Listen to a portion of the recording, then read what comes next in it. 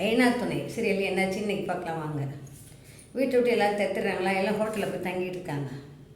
தங்கினா எல்லாம் கம்ஃபர்டபுளாக இருக்காங்கன்னு பேசிட்டு ஒருத்தர் பேசிட்டு, ஐயோ இந்த கிழமை ஏன் அப்படி பண்ணுறான் அப்படின்னு ஒருத்தர் பேசிகிட்டு இருப்பாங்க. அவர் போய் படிக்கட்டில் உட்காந்துப்பார். அப்படி பேசிட்டு தூக்கம் வராமல் பேசிட்டு சுரா வருவா இங்கே இருந்தவன். நிலா அவன் என்ன எல்லாம் சாப்பிட்டு படுத்தாச்சான்னு படுத்தாச்சுமா தூக்கமே வரல அப்படி புது இடம்னு சொல்லுவாங்க. எனக்கு தூக்கமே வரல, இந்த பிரச்சனைக்கு என்ன தான் முடியும், நம்ம இதுமாதிரி எத்தனை நாளைக்கு தங்க முடியும் அப்படின்னு கேட்பாவேன். பார்க்கலாமா அப்படின்னு சொன்னால், உங்களுக்கு தெரிஞ்சு எங்கேயாவது உங்கள் அப்பா உயில் யார்ட்டையாவது கொடுத்து வச்சுருக்காரா, சொந்தக்காரங்க இருக்காங்களான்னு கேட்பான். அப்படி யாரும் எனக்கு தெரிஞ்சு இல்லைம்மா எங்கள் சொந்தக்காரங்களே இல்லை அப்படின்னு சொல்லுவோம். சேரன் சரி இப்போ இதுக்கு என்ன தான் முடிவாகட்டும், கோர்ட்டில் நம்ம நிரூபித்தா மட்டும்தான் அந்த வீட்டுக்குள்ளே போக முடியல, போக முடியாது அப்படின்னு சொல்லி சொல்லுவாள். அது அவர் தான் உயில் இருக்குதுன்னு சொல்கிறாரு, அது சரியாக தெரியல எங்களுக்கு அப்படின்னு எல்லோரும் சொல்லுவாங்க. சரி அப்படி இருக்கும்போது சரி பார்ப்போம், காலையில் ஏஞ்சி அவர் நான் அங்கிள்கிட்ட பேசுகிறேன் அப்படின்னு சொல்லிட்டு போயிடுவாங்க. அப்படின்னு சொல்லி பேசிகிட்டு இருக்கும்போது நேராக வானதி ஃபோன் அடிப்பாங்க. ஃபோன் எடுக்க மாட்டாங்க. பாண்டி நேராக வந்துடுவா, ஹோட்டலுக்கே வந்துடுவா. வந்துட்டு அவங்க தனியாக ஒரு ரூமில் இருக்காங்கன்னு சொன்னால் இங்கேயே நிற்கிறாங்க அவங்க. அப்படி கேட்பா வந்தோடனே பாண்டிக்கிட்ட, சத்தப்படாத கம்னது இப்போ தான் வந்தாங்க பேசுறதுக்காக வந்தாங்க அப்படி சொல்லுவாள். இது கோபமாக இருக்கும். 4 ஆம்பளைங்க இருக்கிறதுல வேங்க அந்த ரூமுக்கு வர அப்படின்னு சொல்லி, சரி வா பாண்டி அப்படின்னு சொல்லி கூப்பிட்டு போய் பேசுவாள். நீ இது மாதிரி தனியாக வந்துருக்கிறது எனக்கு கஷ்டமாக இருக்குது, நீ சாப்பிட்டியோ இல்லையோ எனக்கு கஷ்டமாக இருக்குது, ஏன் எனக்கு ஃபோன் பண்ணல அப்படின்னு சொல்லுவாள். ஆமாம் இங்கே இருக்க இதில் ஃபோன் வேறு பண்ணுறாங்க, கம்னு வேலையை பார்த்து கிளம்பு, உங்களுக்கு என்ன லவ்ஸ் வேண்டி கிடக்க அப்படின்னு சேரன் திட்டுவான்.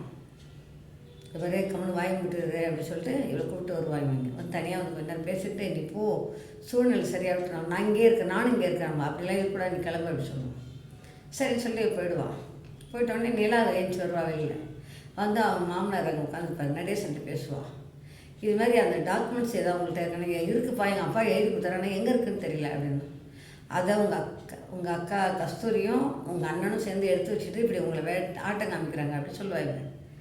தெரியல இருந்தாலும் இருக்கும் அப்படின்னு சொல்லி பெருசு சொல்லுவோம்.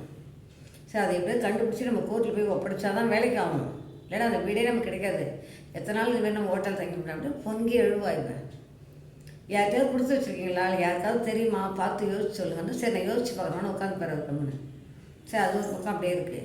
இப்போ உள்ளே வந்து கேட்பான் இவங்கள்ட்ட, உங்களுக்கு சொந்தக்காரங்க எங்கெங்கே இருக்காங்க, யாராக இருக்காங்க, யாரும் இல்லை, எங்கள் பெரியப்பாவும் அத்தையும் தவிர வேறு யாருமே தெரியாது அப்படின்னு சொல்கிறாங்க. நல்லா யோசிச்சு பாருங்கள் யாராவது தெரியுமா அப்படின்னு சொல்லி. அப்படி யோசிச்சிட்டே இருக்காங்க. இது ஒரு பொருள் இருக்கேன். நான் என்ன தெரியுமா நினைக்கிறேன், கார்த்திகா இருக்கால அவளுக்கு ஃபோன் பண்ணி உங்கள் அம்மாவும் உங்கள் அப்பா இப்போ இது மாமாவும் சேர்ந்து இதுமாதிரி ஏதாவது பண்ணியிருக்காங்களா நீ பார்த்து கண்டுபிடின்னு சொல்லணும். கார்த்திகை நான் ஹெல்ப் பண்ணணும்னு சொல்லி வீட்டில் திறந்து அவங்க அம்மா வச்சுக்க உயிரை எடுத்து இவங்களுக்கு கொடுத்துட்டு இப்போ கோர்ட்டில் வாதாடி அந்த வீட்டுக்குள்ளே போய்ட்டால் நல்லாயிருக்கும் என்ன. ஆனால் கதை அப்படி வரும்னு நம்ம நினைக்கிறோம். கார்த்திகை வரணும், இவங்க வீட்டில் தேடி எடுக்கணும், இவங்ககிட்ட வரணும், கோர்ட்டில் சப்மிட் பண்ணணும், இவ்வளவு இருக்குது. அப்படி நடக்கவும் சான்ஸ் இருக்குது. இல்லை நடேசனே பெட்டியை உதறி பார்த்துட்டு டாக்குமெண்ட்ஸ் கிடச்சிச்சு அப்படியே சொல்லி வந்தாலும் வரலாம்.